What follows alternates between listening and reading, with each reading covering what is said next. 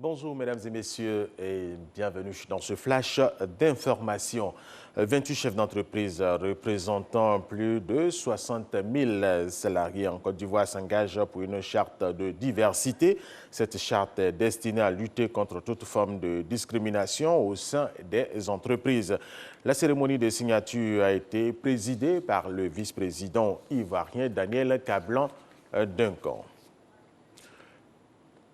Le chef du gouvernement ivoirien, lui, a eu hier après-midi une séance de travail avec la secrétaire générale au commerce extérieur du gouvernement francophone bruxellois. À l'ordre du jour, le forum économique ivoiro-belge annoncé pour octobre prochain ici à Abidjan. Et puis, sachez que la 7e édition du Salon international du tourisme d'Abidjan s'est ouverte hier vendredi ici à Abidjan en présence de plusieurs membres du gouvernement et de nos reporters Frédéric Oulaï et Patricia Oumou-Etia. La 7e édition du Salon international du tourisme d'Abidjan CITA est officiellement ouverte. Côte d'Ivoire Tourisme et le ministère du Tourisme ont vu grand, tant par la qualité des invités que par le site choisi.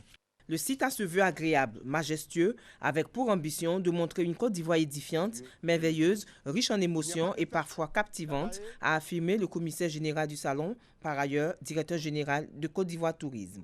Les pays présents, le Maroc, le Burkina Faso, le Sénégal, le Mali, l'Éthiopie, le Ghana, l'Inde, le Togo, le Bénin, le Nigeria et enfin la Guinée. Certes, cela n'a pas été facile, mais nous l'avons réalisé grâce à la volonté, la ténacité d'une équipe qui a veillé depuis le mois de septembre 2016 à la réflexion et à la mise en place de cette activité.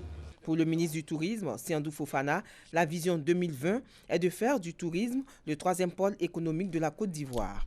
Représentant du Premier ministre, Jean-Claude Brou a rappelé que le CITA constitue un rendez-vous important pour les acteurs du secteur. Ils ont affiché leur ambition. Notre région est riche de son histoire et donc du tourisme. Il y a beaucoup de potentialités, beaucoup de curiosités touristiques dans la région et c'est ce que nous avons voulu montrer en venant à ce stand. Et qui parle de durabilité dit qu'on doit associer 3 éléments. On doit associer l'économique, le social et la nature-culture.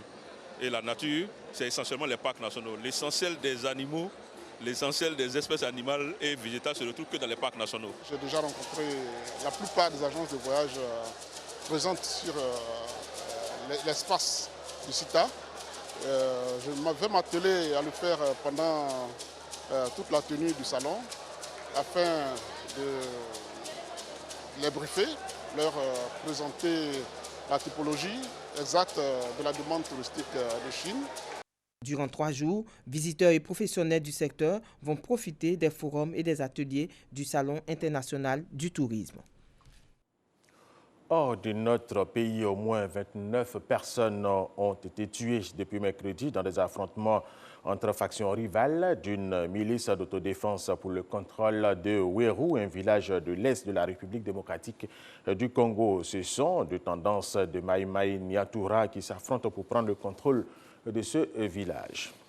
Le pape François a appelé hier vendredi en Égypte au respect inconditionnel des droits de l'homme, citant la liberté religieuse et d'expression dans un discours prononcé devant le président Abdel Fattah al-Sisi ce samedi avant son départ pour Rome. Il dit en ce moment même une grande messe dans un stade du Caire sous très haute sécurité.